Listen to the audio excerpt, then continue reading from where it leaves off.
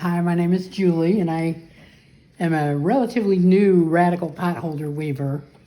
I found the radical potholder weaver site, and I got really excited about some of the patterns, but when I looked at the patterns, they turned my brain to Ready Whip. I just couldn't understand them. So I mapped them out myself in this new way. At least I think it's new. And I wanted to show you. This is Sheila's Shamrock by Piglet. And this is my pattern and how we use this. First, you notice this is the colors I'm going to use. I'm using Winter White and Pine from Harrison, from Harrisville. And then down here, so I've already woven this way. I'm going to start weaving this way now. I know there's names for that, weft and weave or something. As I said, I'm relatively new, so I don't speak potholder. I just weave them. Okay, so the first thing you're going to do is take your map here, your pattern, and fold it down to 1.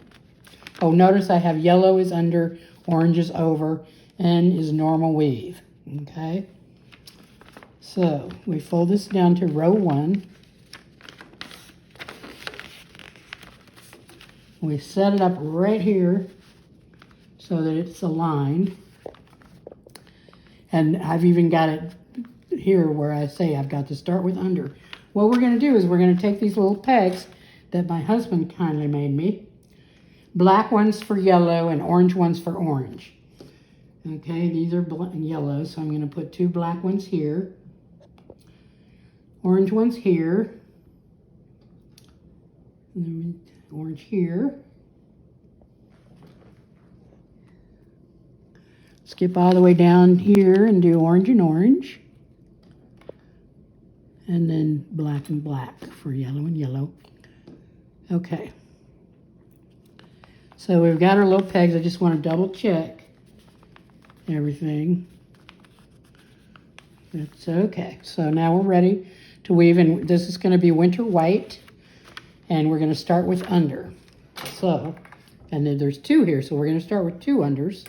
Because remember, the black is going to be under, orange is over. Okay, so under, under, over, over. Then we're going to normal weave here, just under, over, till we get to here. Now we've got 2 orange, so we're going to go over, under, over, under, the normal weave till we get down to our black pegs. And that's going to be under, under. Okay, and this is Winter White. So we'll pull that through. Okay. Now we'll pull these off and go to our next row. Okay.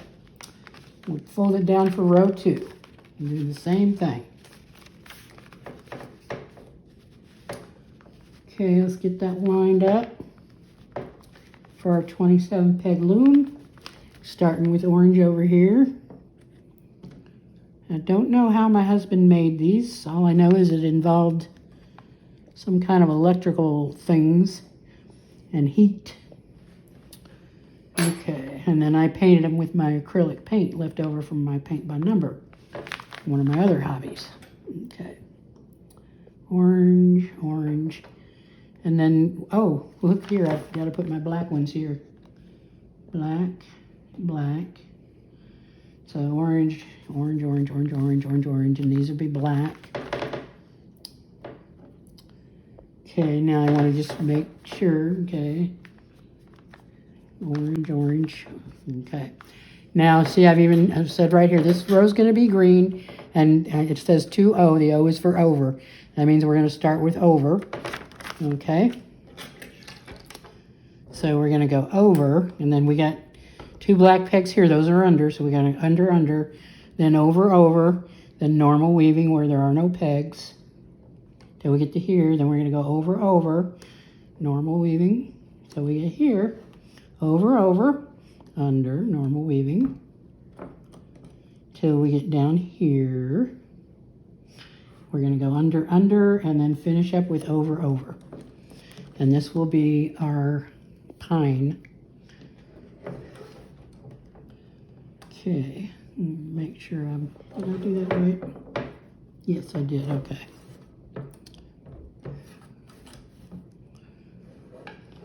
Okay. Whoa, excuse me. Push that up a little bit. And should we show you one more row? Okay, so we've folded down to row 3. We're going to put our orange, yellow, which is black because I didn't have any yellow acrylic paint. Okay. As long as you have 2 different colors, that's all you need. And even if you're doing a 3-color thing, there's only over and under, so you only need two colors of pegs. Orange. Come down here and we'll put orange. Oops, that one didn't stick. There we go. Now we need black for our yellow. And orange. And then let's double check and make sure we got everything right. Okay, then we got it right. Okay, let's see. Yep, that looks right. Okay, and this is going to be winter white, and we're going to start with over because it says 3-0 because we have 2 orange ones here. So we're going 2 overs, 2 unders, 2 overs, and then just normal weave till we get to here. Then we got to go over, then under, then over, under, over, whoops. Normal weave till we get to here. We're going under, over, and then finish up. And this will be winter white. And I know this looks very complicated, but this is kind of a shamrock is a little bit complicated, but nothing's really hard when you do it this way. But I want to show you a couple others.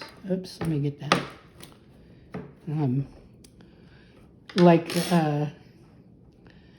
The Piglets USA, which is a very popular one, and I've woven it. Here it is. Now here's what the pattern looks like, and it's very difficult. This will turn your brain crazy. You know, there's 3 here. You got to look. Oh, there's 2 here, and it's really hard to do. But here's what it looks like in my map, and you see how there's hardly anything weird to do, but yet, and you just follow the colors, and then you do everything normal until you get to row 7, fold it down, and you would just put in your little yellow pegs or your black pegs, whatever. Anyway, I just wanted to show you that you can do a lot of things with this method. Okay, so I'm going to continue. I know you don't need to see me do every single row. And this is your finished product. And remember, when you're weaving things that have a pattern, you need to bear in mind where you're going to start casting this off. You want to cast it off in the top left-hand corner. So your 3 shamrock leaves will be, so your stem of your little 3-leaf clover will hang down when you have your loop at the top left. Don't make the mistakes I've made in the past where I just randomly pick a corner because I'm not used to doing pictures like this. And then lo and behold, you're hanging an upside down USA or an upside down heart or something. So, but this is the final version of the shamrock. Bear in mind that I had to, when I make these patterns, I had to go ahead and figure out how to do them from the pattern, but I only had to do it once. After that, this is mind-numbingly easy. This is the pattern right here. This is Sarah Jean Cohen's pattern for the haloed heart, and I've done it in several different colors. This is a purple. This one's a little more earthy tones, and then a little pink one for Valentine's. And this is the pattern that I use for this. This is Piglet's potholder. It's actually, you end up with a potholder that says potholder. And I've made several of them, but I've given them all away, so I don't have any to show you. And let's see, as I already showed you this one, which is USA, and I have a version of it here somewhere. Here it is. And I think I already showed you this one, but it's a very impressive pot holder, and it's very easy to do with this method. And I am going to make these available to download, so check back if they're not here yet. And I wanted to say, if you don't have a husband who's handy and knows how to make little hickey-doos like these, I thought about other things. Those little rubber bands that people put on their braces, they come in different colors. You could just wrap them around the pegs or something. Be creative, be inventive, or get somebody to make you some little pegs. And if you try this and you like it, I'd love to hear. So check back here because I'll be adding more patterns, and when you try them, I'd love to hear from you. Leave some messages in the comments. Thank you. Bye-bye.